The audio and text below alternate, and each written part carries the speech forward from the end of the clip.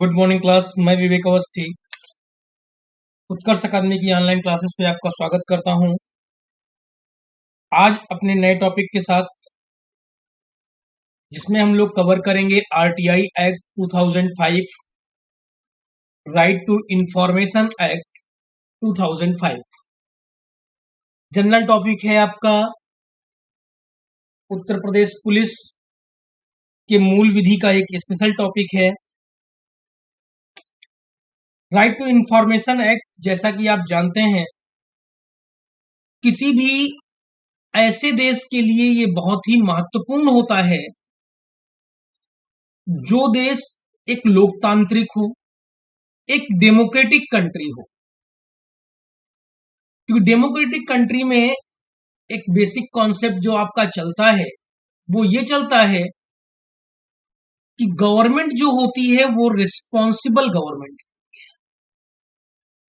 एक responsible government होती है। अर्थात गवर्नमेंट जो करती है, जो भी कृत्य करती है, वो उत्तरदायी होती है किसके लिए? जनता के लिए, पब्लिक के लिए। क्योंकि ये जो लोकतंत्र है, जो डेमोक्रेसी है, उसमें जनता के द्वारा, जनता के लिए, जनता की सरकार, ये जो तीन शब्द चलते हैं, ये गवर्नमेंट को उसकी अकाउंटेबिलिटी और ट्रांसपेरेंसी, अपने काम की अकाउंटेबिलिटी और ट्रांसपेरेंसी, दोनों चीजों को बनाने के लिए अनिवार्य करती है। क्लियर? और जब तक पब्लिक के पास राइट टू इंफॉर्मेशन नहीं होता, जानने का अधिकार नहीं होता, सूचना प्राप्त करने का अधिकार नहीं होता, तब तक पूर्णतया लोकतंत्र कहा जाए वो अपने आप में एक पूर्ण शब्द नहीं होगा। क्लियर? क्योंकि ब्रिटिश गवर्नमेंट ने अपने कृत्यों को छिपाने के लिए या हम पर शासन करने के लिए, जो सूचनाएं हमको प्राप्त ना हो, उनके लिए एक एक्ट बनाया था। उस एक्ट से अभी तक वो शासन कर रहे थे। और वो एक्ट जो बना था वो कौन सा एक्ट था, कब बना, क्या उसका महत्व था? देखो, ब्रिटिश गवर्नमेंट ने 1923 में एक एक्ट बनाया था जो कि था आपका गोपनीयता अधिनियम। क्लियर? 1923 में एक एक्ट बनाया था जो कि था आपका गोपनीयता अधिनियम, ऑफिशियल सीक्रेट एक्ट। क्लियर? इस एक्ट के अंतर्गत इसमें जो कि कुछ सेक्शंस थे, जिसमें से बेसिकली सेक्शन 5 और 6, जिसके अंतर्गत वो ये कह देते थे कि ये बातें शासन के लिए अनिवार्य हैं, गोपनीय हैं, जिनकी सूचना किसी को प्रदान नहीं की जाएगी। और इनमें सेक्शन जो 5 था, उसमें सबसे बड़ी बात गुप्त यानी सीक्रेट और गुप्त विषय यानी सीक्रेट सब्जेक्ट, इसके बारे में कोई विस्तृत उल्लेख ही नहीं था, इनकी कोई परिभाषा ही नहीं थी। जिस भी शब्द को चाहें, जिस भी सब्जेक्ट को चाहें, वो ऑफिशियल सीक्रेट एक्ट के अंतर्गत रख लें और उसको, उनकी इंफॉर्मेशन, जनता को सूचना किसी को प्रदान नहीं करेंगे। सिंपल, क्योंकि इसमें कोई सब्जेक्ट पहले से परिभाषित ही नहीं है कि हम कहें नहीं ये विषय इसके अंतर्गत नहीं आता, इसकी सूचना हमें मिलनी चाहिए। तो ब्रिटिश गवर्नमेंट के बने समय बना ये एक्ट, और इसी एक्ट से लगातार शासन हमारे यहां चलता रहा। क्लियर? देश आजाद हुआ 1947 में। 1947 में आजादी के बाद जब संविधान सभा काम कर रही थी, तो इस संविधान सभा ने भी कहीं पर सूचना अधिकार के विषय में कोई बात नहीं की। हमारे संविधान में कहीं पर सूचना अधिकार के विषय की बात अभी तक नहीं की गई। हाँ, जनता के बीच में, समाज में कहीं न कहीं इसकी मांग धीरे धीरे टुकड़ों में उठ रही थी, जिसमें सबसे ज्यादा अगर कहीं से उठ रही थी तो जैसे राजस्थान। हाँ, मांग राजस्थान से उठ रही थी, लेकिन इसकी शुरुआत अगर भारत में कोई राज्य करेगा तो सबसे पहले तमिलनाडु करेगा। क्लियर? भारत में अगर कोई राज्य सबसे पहले शुरुआत करेगा वो तमिलनाडु करेगा। हाँ, इसकी मांग की अगर हम बात करते हैं, वो मांग लगातार उठ रही थी जम्मू, आपके राजस्थान से, जिसमें से एक बहुत ही महत्वपूर्ण नाम होता है अरुणा राय। अरुणा राय, ठीक है, एक मजदूर संगठन था जिसकी ये संस्थापक थी और ये लगातार मांग कर रहा था। और भारत में अगर हम बात कर लें सबसे पहले आरटीआई किसी ने शुरू किया तो वो 1997 में तमिलनाडु, क्लियर, ये तमिलनाडु ने शुरू किया था। 2001 में जम्मू कश्मीर तक शुरू कर चुका है, लेकिन तमिलनाडु सबसे पहले शुरू करने वाला है। तो ये राइट टू इंफॉर्मेशन, सूचना का अधिकार, लोकतंत्र के लिए बहुत ही महत्वपूर्ण एक्ट है जो कि हमको मिलना चाहिए लेकिन हमें नहीं मिला। अब अगर वर्ल्ड लेवल पर यहाँ पर हम लोग एक कंटेंट बात करें, एक फैक्ट यहाँ पे लें, तो विश्व में सबसे पहले अगर आरटीआई किसी देश ने लागू किया तो वो देश था स्वीडन। स्वीडन ने 1766 में सबसे पहले सूचना का अधिकार अधिनियम लागू किया, क्लियर, ये स्वीडन ने लागू किया। अमेरिका ने भी लागू नहीं किया है, बात करने एक अलग बात है, लेकिन अभी अपने हाथ ये चीज कोई भी लागू नहीं है। अब अगर आरटीआई के इतिहास पर हम लोग बात करते हैं कि भारत में कब कब इसकी मांग हुई और उस पर क्या प्रभाव पड़े, ये बेसिकली फैक्ट हम लोग जो पहले कवर कर रहे हैं, फिर आरटीआई सेक्शन के जो इंपॉर्टेंट कुछ फैक्ट्स होंगे हम लोग उसको डिस्कस करेंगे। अभी हम लोग सिर्फ पॉइंट डिस्कस कर रहे हैं या ब्रीफ हिस्ट्री डिस्कस कर रहे हैं जो बैकग्राउंड में आरटीआई के रिलेटेड है हमारे पास, क्लियर। तो अरुणा रॉय नाम याद रखना, ये मजदूर संगठन से हैं, राजस्थान से हैं, सबसे ज्यादा आरटीआई की मांग यहीं से उठी थी और ये इसकी सबसे प्रबल समर्थक थी जो सबसे पहले मांग उठाने में थी, क्लियर। और ब्रिटिश गवर्नमेंट के समय जो बातें गोपनीय रखी जा रही थी वो किस एक्ट के द्वारा रखी जा रही थी, तो वो हमने आपको बोला 1923 का ऑफिशियल सीक्रेट एक्ट यानी शासकीय गोपनीयता अधिनियम, क्लियर। उसमें धारा 5 और धारा 6 सबसे इंपॉर्टेंट है जिसके अंतर्गत सारी बातों को गोपनीय रखा जा रहा था, ठीक। भारत में सबसे पहले आरटीआई को, क्योंकि कई बार ऐसे केस हुए जो सुप्रीम कोर्ट में गए, लेकिन सर्वोच्च न्यायालय ने जो सुप्रीम कोर्ट में केस गए तो सुप्रीम कोर्ट ने सीधा एक जजमेंट दिया, 8 जजों की एक बेंच थी, ये 6 जज की बेंच थी, बड़ी बेंच ने जो जजमेंट दिया उन्होंने भी ये बात कही कि भारतीय संविधान में कहीं पर सिक्रेसी सब, ठीक है, कहीं पर राइट टू इंफॉर्मेशन को डिफाइन नहीं किया गया, परंतु कुछ केस ऐसे हुए जिसमें राइट टू इंफॉर्मेशन की व्याख्या की गई, इसको विस्तार जोड़ा गया। किस चीज से जोड़ा गया उसकी अगर हम बात करें, भारतीय संविधान का एक आर्टिकल है 19, बेसिकली 19(1), अभिव्यक्ति की स्वतंत्रता, राइट टू एक्सप्रेशन।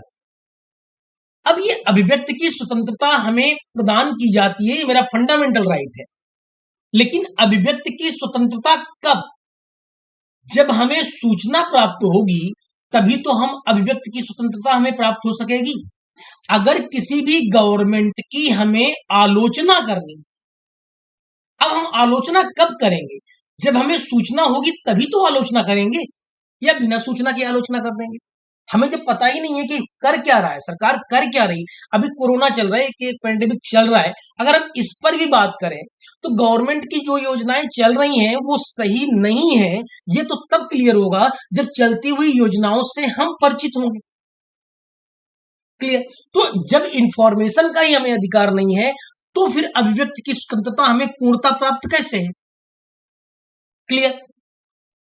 अब ये जो चीजें थी इसको जब सुप्रीम कोर्ट ने डिफाइन किया तो उसने इस इंफॉर्मेशन को, राइट टू इंफॉर्मेशन को आर्टिकल 19(1) में डिफाइन किया कि ये 19(1) का एक पार्ट है, बिना राइट टू इंफॉर्मेशन के अभिव्यक्ति की स्वतंत्रता कंप्लीट नहीं होती, अर्थात ये आर्टिकल 19(1) का पार्ट है, जिसमें 1975 का एक केस था, केस और भी है, 1986 का भी केस है, लेकिन 1975 में राजनारायण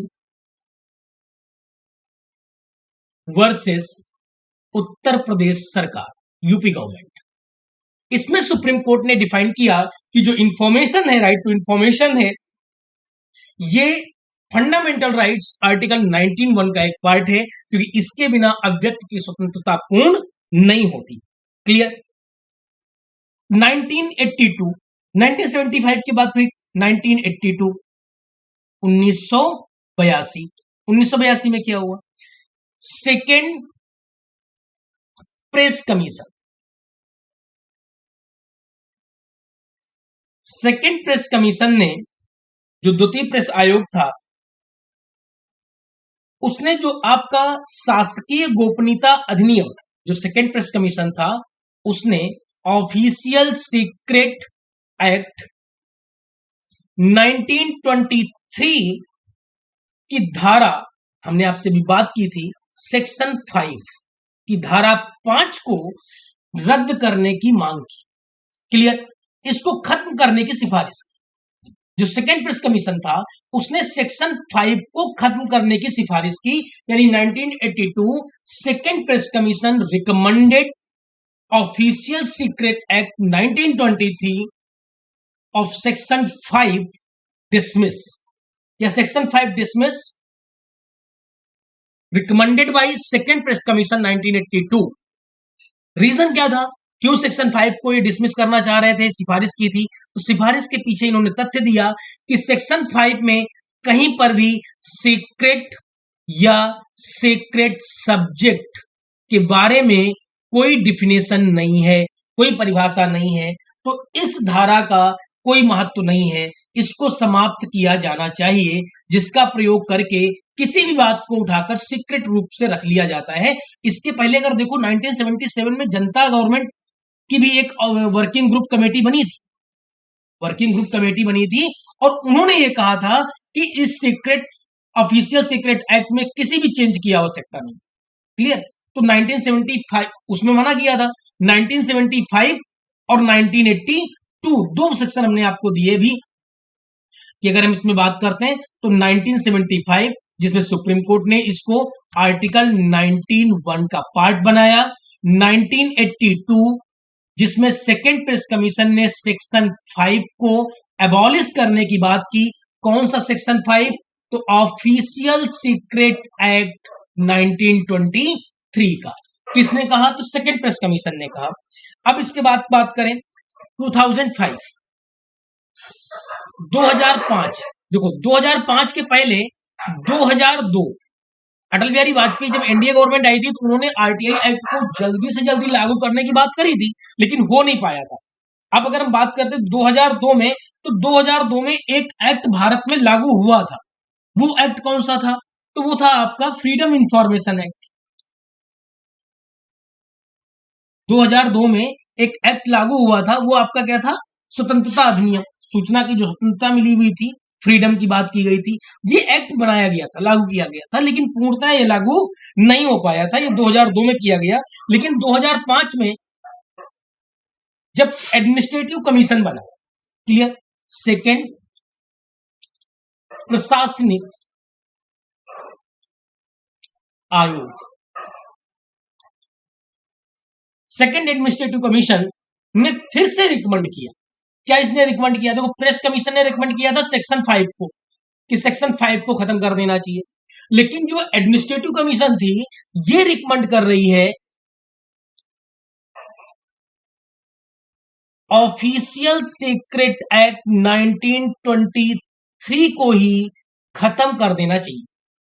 द्वितीय प्रशासनिक आयोग ने कहा कि जो शासकीय गोपनीयता अधिनियम 1923 है, इसी को खत्म कर देना चाहिए। क्लियर? इसके पीछे इन्होंने भी वही रीजन दिया कि यहां पर जो गुप्त या गुप्त शासकीय विषय हैं, इनके बारे में कोई व्याख्या नहीं की गई। क्लियर? और उधर राजस्थान लगातार आरटीआई की मांग कर रहा था, लगातार सरकार पर दबाव बन रहा था। फाइनली 2005 में यूपीए गवर्नमेंट में राइट टू इंफॉर्मेशन एक्ट बनाया गया, लागू किया गया। क्लियर? एक चीज और यहां पर अगर हम लोग बात करें, 1989 में यह कहा गया था एक बार कि जब संविधान में संशोधन किया जाएगा, जब संविधान में संशोधन किया जाएगा, उस समय राइट टू इंफॉर्मेशन को लेकर के नियम बनाए जाएंगे, लेकिन ऐसा किया नहीं गया। क्लियर? 1997 में, 2005 के पहले की कुछ बात बता रहा हूं, 1997 में एचडी सूरी की अध्यक्षता में एक कमेटी बनी। क्लियर? सूरी कमेटी बनी, जिन्होंने सूचना का अधिकार अधिनियम या सूचना की स्वतंत्रता यानी फ्रीडम फ्रीडम टू इंफॉर्मेशन का एक ड्राफ्ट पेश किया। जो 2002 में नियम कानून बन रहा है उसका ड्राफ्ट कौन पेश कर रहा है? तो सूरी कमेटी के द्वारा पेश किया गया। 1997 में मुख्यमंत्रियों का एक सम्मेलन हुआ था, उस सम्मेलन में भी ये बात कही गई थी। जो सम्मेलन हुआ था उस सम्मेलन में भी ये बात कही गई थी कि बहुत जल्द राइट टू इंफॉर्मेशन लागू किया जाएगा। क्लियर? यहां पर भी ये बात कही गई थी कि बहुत जल्द एक राइट टू इंफॉर्मेशन लागू किया जाएगा। ये 1997 में जो चीफ मिनिस्टर कमीशन हुआ था, एक सम्मेलन हुआ था, उसमें बात कही गई थी, जिसके उपलक्ष्य में एक आप ये देखोगे भी भारत में सबसे पहले तमिलनाडु लागू कर रहा है। कब लागू कर रहा है? तो 1997 में लागू कर रहा है। क्लियर?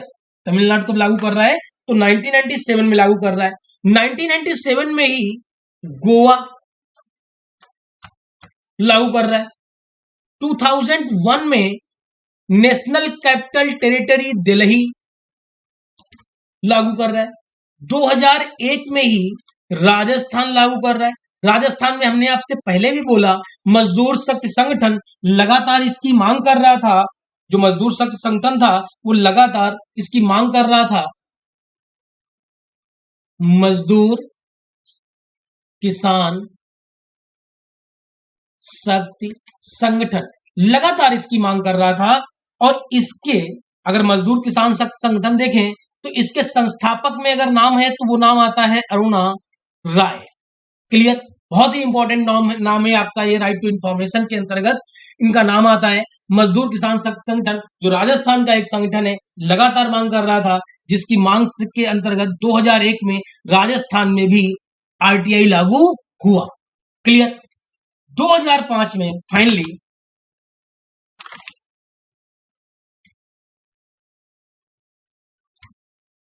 2005 में भारत सरकार ने राइट टू इंफॉर्मेशन एक्ट पेश किया। जून में लेकर के आए और इसको लागू किया गया। जो इनेक्टेड हुआ, फाइनली बिल बन गया, कानून बना, और कानून बन के पूरे भारत में जम्मू कश्मीर को छोड़कर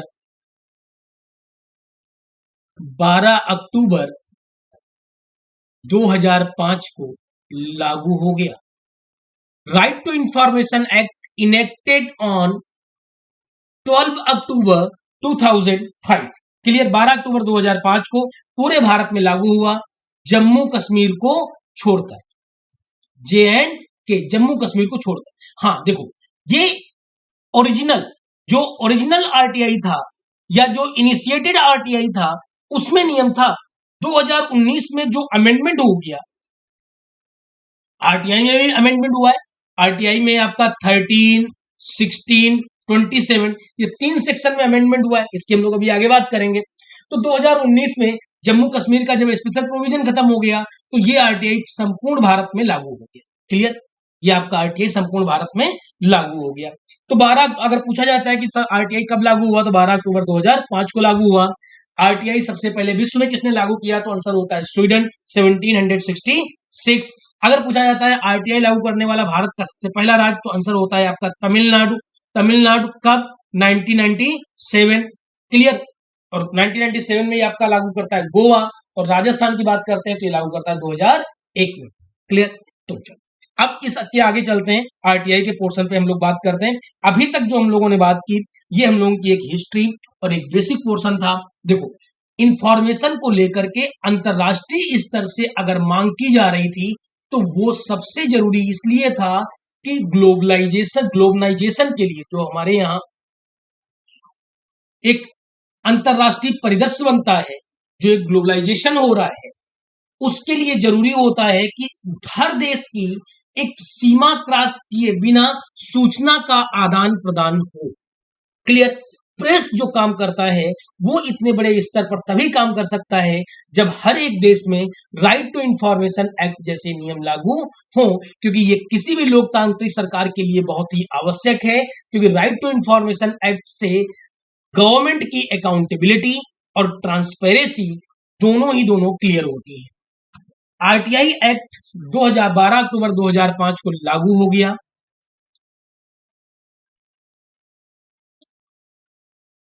12 अक्टूबर 2005 को लागू हुआ। क्या नाम दिया गया? देखो, सबसे पहले जो अगर सेक्शन की बात करते हैं तो 30 सेक्शन तक से जाता है आपका आरटीआई में। 2 अनुसूची होती हैं, उनकी भी हम लोग भी बात करेंगे। तो फर्स्ट सेक्शन में हमेशा डिफिनेशन होती है, यहां पर भी है, परिभाषा है। सेक्शन 1, इस अधिनियम का संक्षिप्त नाम सूचना का अधिकार अधिनियम। क्या होगा? सूचना का अधिकार अधिनियम 2005। इसका विस्तार जम्मू कश्मीर राज्य के सिवाय संपूर्ण भारत में ये इनिशिएटेड था, लेकिन अब अगर बात करें हम लोग यहां पर तो 2019 के बाद ये संपूर्ण भारत में लागू है। क्लियर? सेक्शन 3, धारा 4 की उपधारा 1, धारा 5 की उपधारा 1, उपधारा 2, धारा 12, 13, 15, 16, 24, 27, 28 के उपबंध तुरंत प्रभावी होंगे। मतलब प्रभावी क्या है?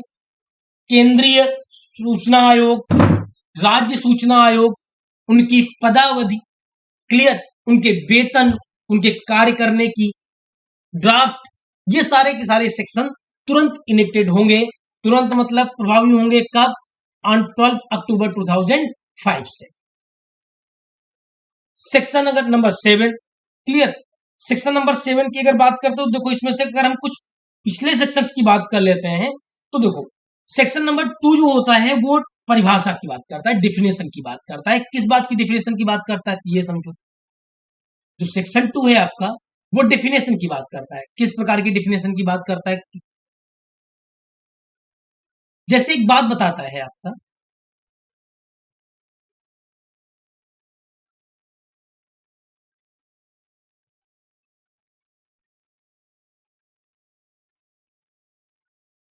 पब्लिक ऑर्गेनाइजेशन,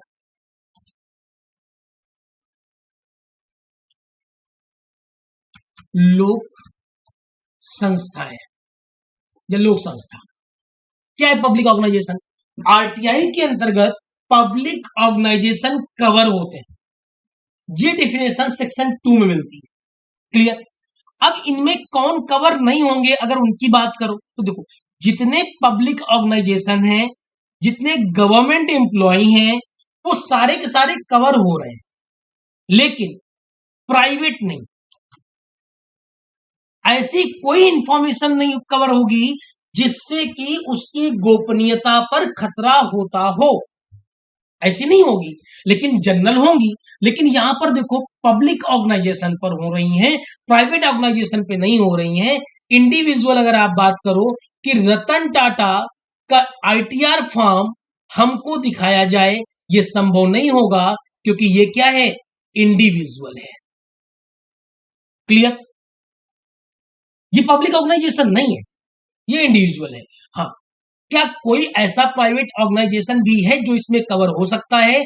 तो हाँ, वो कवर हो सकता है अगर कोई ऐसी सूचना जो गवर्नमेंट को दी जा सकती है, जो संसद को दी जा सकती है, जो विधानसभा को दी जा सकती है, वो आम पब्लिक को भी उपलब्ध कराई जा सकती है। दूसरी चीज, यदि कोई भी संस्था, कोई भी ऑर्गेनाइजेशन यदि ऐसा है कि उसको डोनेट किया जाता है या उसे ग्रांट मिलती है, ग्रांट मतलब गवर्नमेंट ग्रांट, वो ग्रांट डायरेक्ट भी हो सकती है और इनडायरेक्ट भी हो सकती है। जरूरी नहीं कि वो डायरेक्ट ही हो। जैसे सैलरी मिल रही है गवर्नमेंट के लोगों, गवर्नमेंट की तरफ से, ऐसे लोग वहां पर हैं जिनको सैलरी मिल रही है, जैसे कि आपके स्कूल्स, या फिर ऐसी संस्थाएं जिनको लैंड गवर्नमेंट के द्वारा प्रोवाइड कराई गई है, वो इनडायरेक्ट है पर उनको ग्रांट मिली हुई है, तो ये संस्थाएं कवर होंगी। जैसे कि एनजीओ, एनजीओ कवर होंगे। तो ये जो डिफिनेशन दी गई है, ये डिफिनेशन दी गई है सेक्शन 2 में। क्लियर? तो हम लोगों ने बात की थी सेक्शन 2 की, तो ये सारी इंफॉर्मेशन कहां पे दी गई है? सेक्शन 2 में दी गई है। अब अगर ऐसे ही बात करते हैं सेक्शन 6 की, तो लोक सूचना अधिकारी को बाध्य बनाता है कि आपको कोई भी जो फाइल होगी, सूचना के लिए आवेदन होगा, उसे आपको स्वीकार करना होगा। क्लियर? हाँ, यदि अगर सेक्शन 6 ये भी कहता है, अगर ऐसा है कि जो आपको फाइल दी गई है वो फाइल या वो आपके विभाग से संबंधित नहीं है, अगर ऐसा हो सकता है कि जो आपको फाइल उपलब्ध कराई गई है उसका डिपार्टमेंट आपसे संबंधित ना हो, तो आप उसे वापस नहीं करेंगे। आप विद इन 5 डेज आप उस डिपार्टमेंट को फाइल ट्रांसफर करेंगे और जो आवेदक है, जिसने आवेदन किया है, उसको भी सूचना देंगे। क्लियर? ये बाध्यता सेक्शन 6 कर देता है। नेक्स्ट सेक्शन जो आपके सामने है सेक्शन 7, वो ये है जो डिमांड की गई है उसका निपटारा। क्लियर? जो डिमांड की गई है उसका निपटारा, अर्थात उसको सूचना उपलब्ध कराई जाए। सूचना कितने दिन में मिले उसका देखो नियम। अगर सूचना मिलनी चाहिए विद इन 30 डेज, कितने दिन के अंदर? 30 दिन के अंदर। यदि वो आपका डिपार्टमेंट नहीं है तो कंडीशन कितनी हो गई? 35 डेज, 35 दिन के अंदर। लेकिन अगर वो सूचना किसी भी ऐसे व्यक्ति की मांग की है जिसके जीवन से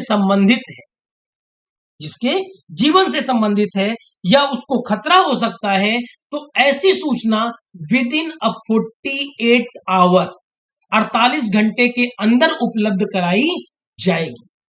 यदि ऐसा पाया गया कि सूचना देने में आपने हीला हवाली की, अर्थात आपके कारण उसमें विलंब हुआ, अगर ऐसा पाया गया तो आप पर पेनाल्टी इंपोज की जाएगी, जो आगे सेक्शन 20 में आप पढ़ेंगे। वो पेनाल्टी आप पर इंपोज की जाएगी और उस पेनाल्टी का जो नियम होगा वो 250 रुपीज पर डे, मैक्सिमम 25,000 और डिडक्टेड फ्रॉम सैलरी। जो पर्सन रिस्पॉन्सिबल है उस पर्सन के डिडक्टेड फ्रॉम सैलरी, ये पैसा आपके सैलरी से काटा जाएगा। किससे काटा जाएगा? सैलरी से काटा जाएगा, क्योंकि यहां पर वेतन की बात हो गई, इसलिए ये नियम और ज्यादा फोर्सेबल, अच्छे तरीके से लागू हुआ कि जो रिस्पॉन्सिबल पर्सन है, अगर ऐसा पाया गया तो पर डे के हिसाब से 250 रुपए, मैक्सिमम 25,000 रुपए की पेनाल्टी इंपोज की जाएगी। क्लियर? सेक्शन 8। अब देखो सेक्शन 6 ने उसको बाध्य कर दिया। सेक्शन 7 ने यह कहा कितने दिन के अंदर आपको सूचना उपलब्ध करानी होगी। तो अब सेक्शन 8 ये कहता है कि ऐसी भी कुछ डिपार्टमेंट हैं, ऐसे भी कुछ कंडीशंस हैं जिसमें सूचना अधिकारी सूचना देने से मना कर सकता है, सूचना उपलब्ध नहीं कराएगा। ये सेक्शन 8 बोलता है, ये सेक्शन 8 डिफाइन करता है। क्या करता है सेक्शन 8 आपका? इस अधिनियम में अंतर्विष्ट किसी बात के होते हुए भी किसी नागरिक को निम्नलिखित सूचना देने की बाध्यता नहीं होगी। कौन सी सूचना नहीं देनी होगी? Information disclosure of which should prejudicially affect the sovereignty and integrity of India. अगर कोई ऐसी सूचना जिससे मुझे ये लगता है कि भारत की संप्रभुता, भारत की अखंडता या राज्य की सुरक्षा या वैज्ञानिक और आर्थिक हित को ये हानि पहुंचा सकता है, हार्मफुल है, यानी जो सूचना हमसे मांगी जा रही है, अगर हम वो सूचना दे रहे हैं तो वो देश के हित में नहीं है, देश का अहित कर सकती है, तो ऐसी सूचना देने के लिए बाध्य नहीं होगा, मना कर देगा, डिनाई कर देगा। लेकिन उसके पीछे एक बेसिक फैक्ट ये होना चाहिए कि उससे देश के हित, देश का अहित हो रहा है। क्लियर? नेक्स्ट, सूचना जिसके प्रकाशन से किसी न्यायालय या अधिकरण द्वारा अभिव्यक्त रूप से निषिद्ध किया गया है। अगर किसी न्यायालय के द्वारा उसको रोका गया है, फिर भी अगर हम सूचना देते हैं, ये न्यायालय की अवमानना होती है, इसलिए ऐसी सूचना दी नहीं जाएगी। क्लियर? ऐसी कोई सूचना प्रकट नहीं की जाएगी जो किसी विधानमंडल या संसद का विशेषाधिकार है, यानी स्पेशल राइट है, कोई स्पेशल लेजिस्लेचर है, तो फिर वो सूचना उपलब्ध नहीं कराई जाएगी। वाणिज्यिक विश्वास, अगर किसी की प्रतिस्पर्धा को हानि पहुंच रही है, किसी की बौद्धिक संपदा को नुकसान पहुंच रहा है, तो ऐसी सूचना उपलब्ध नहीं कराई जाएगी। क्लियर? अगर कोई वैश्विक रिलेशनशिप, किसी ऐसी सूचना जो हमको एक इंटरनेशनल रिलेशनशिप के अंतर्गत प्राप्त हुई है, तो वो सूचना हम आप प्रोवाइड नहीं करा सकते, मना कर देंगे, क्योंकि ये हमारे एक जो इंटरनेशनल रिलेशनशिप है उसको नुकसान पहुंचा सकती है। विदेशी सरकार से जो विश्वास में सूचना प्राप्त की गई है वो उपलब्ध नहीं कराई जाएगी। शारीरिक सुरक्षा को खतरे में डालेगी, अगर ऐसी कोई सूचना मांग की जा रही है जिससे मुझे विश्वास है कि उसके शारीरिक सुरक्षा के खतरे में पड़ सकती है, तो वो सूचना उपलब्ध नहीं कराई जाएगी। ऐसी कोई सूचना जिससे हमें पता है कि अगर हम इंफॉर्मेशन देते हैं तो उसके इन्वेस्टिगेशन में उसका प्रभाव पड़ सकता है, अन्वेषण में उसमें प्रक्रिया में अड़चन आ सकती है, रुकावट पैदा हो सकती है, तो ऐसी सूचना भी देने से मना कर दिया जाएगा। क्लियर? मंत्रिमंडल के कागज पत्र, मंत्रिपरिषद सचिव, अन्य विचार अधिकारियों के बीच में जो कन्वर्सेशन होता है, क्लियर, वो जो अभिलेख है वो भी उपलब्ध नहीं कराए जाएंगे। हाँ, उपलब्ध कराए जा सकते हैं जब जिस कार्य को लेकर कन्वर्सेशन चल रहा था, अगर वो कार्य हमारा क्या हो गया है, पूरा हो गया है, तब तो हम उपलब्ध करा सकते हैं। क्लियर? व्यक्तिगत सूचना से संबंधित जिसके प्रकटन किसी लोक क्रियाकलाप या हित से संबंध नहीं रखता है, अगर मुझको लगता है कि ये इंफॉर्मेशन देश के हित में है, प्रशासनिक इसकी आवश्यकता है, तो उसको उपलब्ध कराएंगे, लेकिन जनरली किसी की व्यक्तिगत सूचना उपलब्ध नहीं कराई जाएगी। हाँ, ऐसी कोई भी सूचना जो विधानसभा को, संसद को दी जा सकती है, वो किसी भी व्यक्ति को दी जा सकती है, उसको उससे इनकार नहीं किया जा सकता। This is a basic point. हमने आपसे पहले भी बोला था अभी क्लास की शुरुआत में कि यदि हम विधानसभा को दे सकते हैं, राज्यसभा को दे, संसद को दे सकते हैं, तो वो हम किसी भी व्यक्ति को दे सकते हैं, उसके लिए मना नहीं कर सकते। क्लियर? शासकीय गुप्त अधिनियम 1923 जो छूट उपलब्ध कराई गई थी खत्म हो गया, अब इस चीज को हटा दिया गया, बेसिकली प्राइवेसी की बात नहीं की जा रही है। लेकिन अगर किसी घटना के 20 वर्ष घटित हो चुके हैं तो वो सूचना दी जा सकती है। ये शासकीय गुप्त अधिनियम यानी ऑफिशियल सीक्रेट एक्ट 1923 की 19वां सेक्शन कहता है। क्लियर? तो इस पे हम लोग पहले बात कर चुके हैं, बेसिकली उतनी बात करनी थी, बाकी कोई बात नहीं। अगर 20 वर्ष घटना हो जाते हैं तो हम इसको कर सकते हैं। सेक्शन 11 की बात करें, पर व्यक्ति सूचना। पर व्यक्ति सूचना और कोई नहीं है, वही सूचना है जिससे सूचना मांगी गई, वो उसका डिपार्टमेंट नहीं है, तो वो अपने डिपार्टमेंट को, जिस डिपार्टमेंट की सूचना है, विद इन 5 डेज उसको प्रोवाइड कराएगा और उसकी सूचना जो आवेदक है उसको भी देगा। क्लियर? नेक्स्ट, परंतु द्वारा संरक्षित व्यापार वाणिज्यिक, ये व्यापारिक सूचनाएं।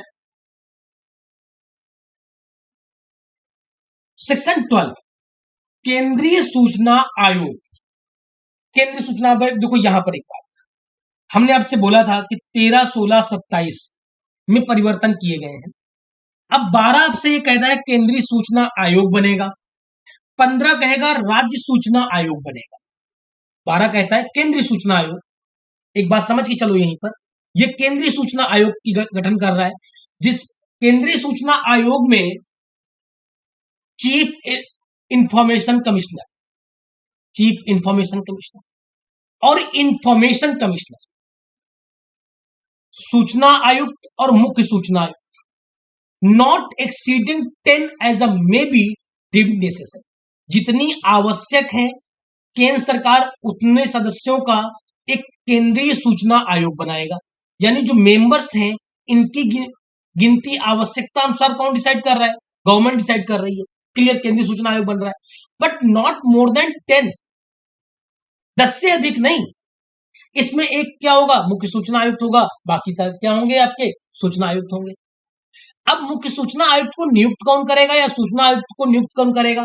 तो chief information commissioner and information commissioner appointed by the president. कौन अपॉइंट करता है? राष्ट्रपति अपॉइंट करता है, प्रेसिडेंट अपॉइंट करता है। कितने समय के लिए? For the 5 year. टर्म क्या होगा? 5 ईयर के लिए, but not more than 65 year, but 65 वर्ष से अधिक नहीं। क्लियर। अब इसको अपॉइंट प्रेसिडेंट किसकी सलाह पर करेगा? तो प्रेसिडेंट सलाह करेगा किसकी सलाह पर? तो राष्ट्र, एक तरीके से प्रधानमंत्री की सलाह पर, क्योंकि प्रधानमंत्री की अध्यक्षता में एक समिति बनेगी, प्राइम मिनिस्टर की चेयरमैनशिप में एक समिति बनेगी, एक कमेटी बनेगी, जो कमेटी रिकमेंड करेगी कि इस व्यक्ति को अपॉइंट किया जाए, प्रेसिडेंट उसको अपॉइंट कर देगा। तो इस कमेटी का जो चेयरमैन होगा वो कौन होगा? Prime minister. एक मेंबर होगा cabinet minister, union cabinet minister, and opposition leader of Lok Sabha.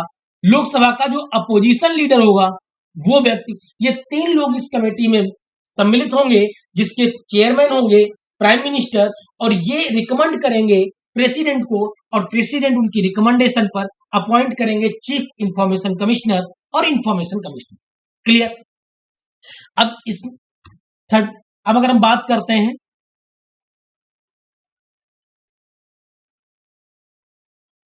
इसी पोर्शन पर,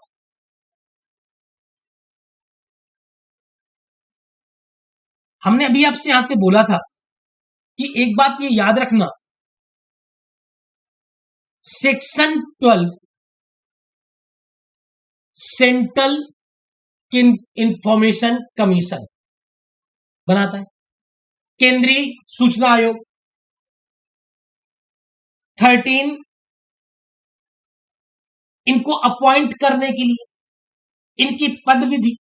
क्लियर। अपॉइंट करने की शक्तियां। 14 कंडीशंस, वर्किंग, इनकी बात करेगा।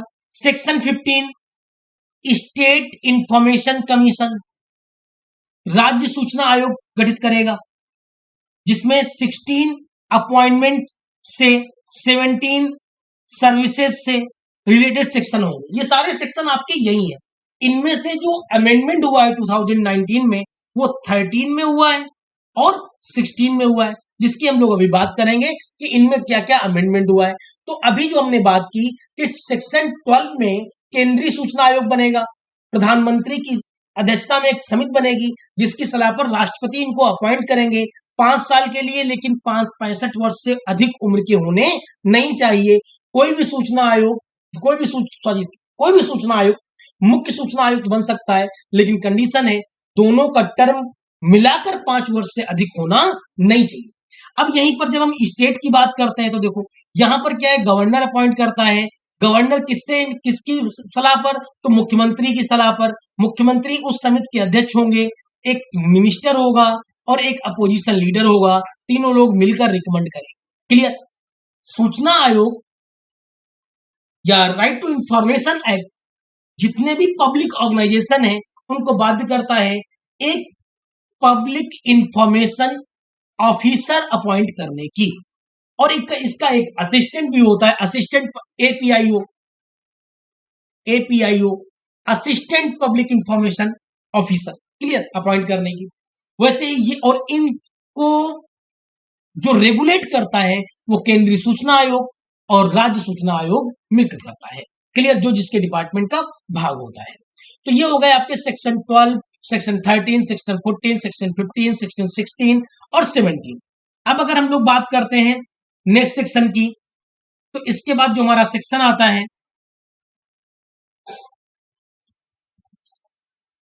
सेक्शन 18, सूचना आयोग की शक्तियां। क्लियर। अब जो सूचना आयोग तो गठित हो गया, राज्य सूचना आयोग भी गठित हो गया और केंद्रीय सूचना आयोग भी गठित हो गया। अब आता है इसमें सूचना आयोग की शक्तियां कितनी हैं। तो सूचना आयोग की शक्तियों के लिए जो सेक्शन है आपका, वो सेक्शन है 18।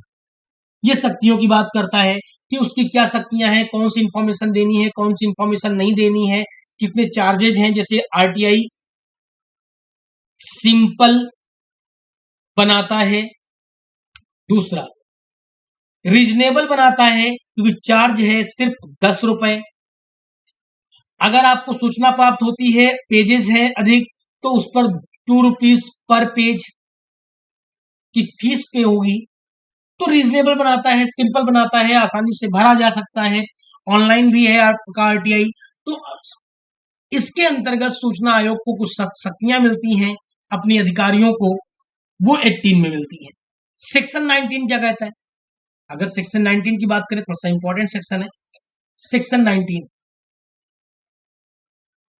यदि सूचना प्राप्त नहीं हुई, यदि सूचना प्राप्त नहीं हुई या आपको जो सूचना मिली आप उससे सहमत नहीं है, तो आप, ऐसा नहीं है कि कोर्ट चले जाएंगे, कोर्ट में कंसीडर नहीं होगा, इसके लिए आप अपील करेंगे। इसके लिए आप क्या करेंगे? अपील करेंगे। अपील करने के जो राइट्स हैं वो सेक्शन 19 में दिए गए। क्लियर? सेक्शन 20 क्या कहता है? सेक्शन 20 पेनाल्टी इंपोज करता है। सेक्शन 20 हमने आपसे पहले बोला था, अभी क्या इंपोज करेगा? पेनाल्टी इंपोज करता है। पेनाल्टी की बात करता है जिसके अंतर्गत वो बात करता है 250 rupees per day but not more then 25,000, यानी मैक्सिमम कितना? 25,000 तक। क्लियर? अब सेक्शन 23 क्या कहता है? न्यायालयों की अधिकारिता का वर्जन हमने अभी आपसे बोला कि आप अपीलीय अधिकारी से अपील करोगे, आप अपीलीय अधिकारी से अपील करोगे, ना कि न्यायालय जाओगे। ये सेक्शन 23 यहां से न्यायालय से अलग करता है, चीजों को पृथकीकरण करता है। क्लियर? नेक्स्ट 25, सेक्शन 25 यानी मॉनिटरिंग। मॉनिटरिंग कैसे होगी?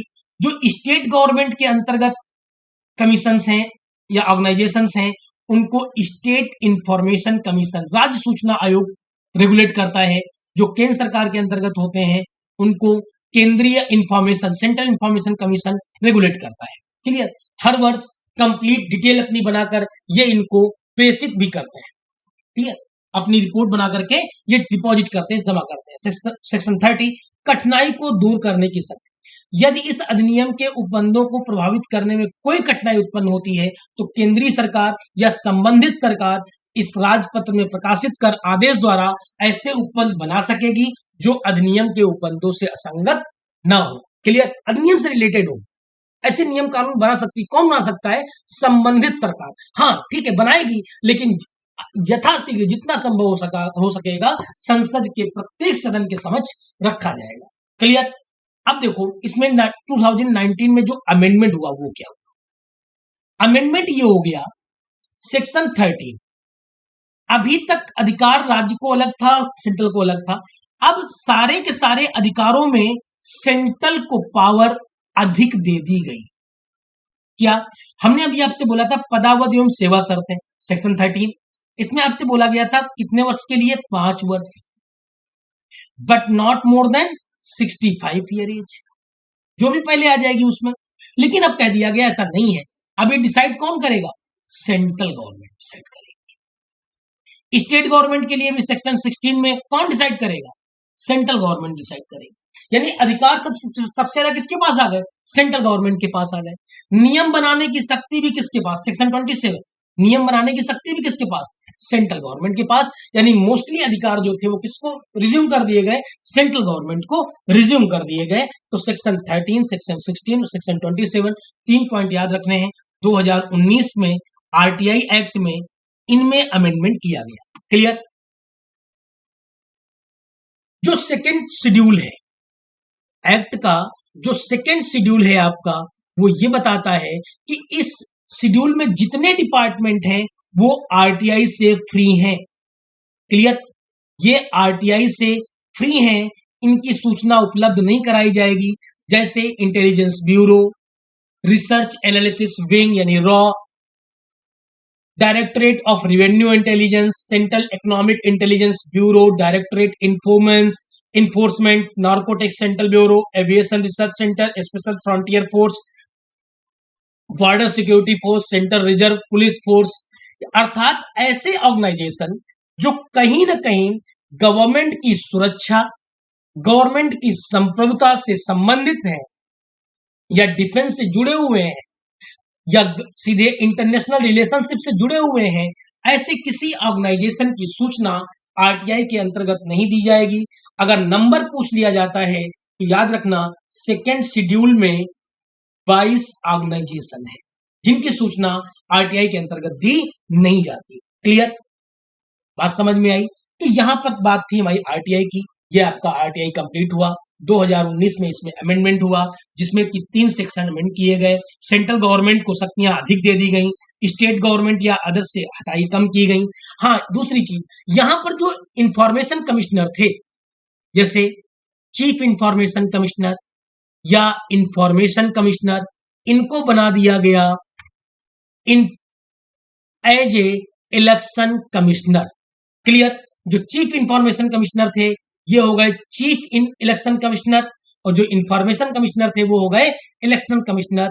सेम पोजीशन कर दी गई, प्रेसिडेंट के हाथ में कर दिया गया, सेंट्रल गवर्नमेंट के हाथ में जो पावर थी वो मजबूत कर दी गई। ये अमेंडमेंट हुआ 2019 में। क्लियर? तो यहाँ पर आरटीआई एक्ट पूरा हुआ। आरटीआई एक्ट से जितने भी रिलेटेड क्वेश्चन पॉइंट थे वो हमने आपके साथ डिस्कस किए।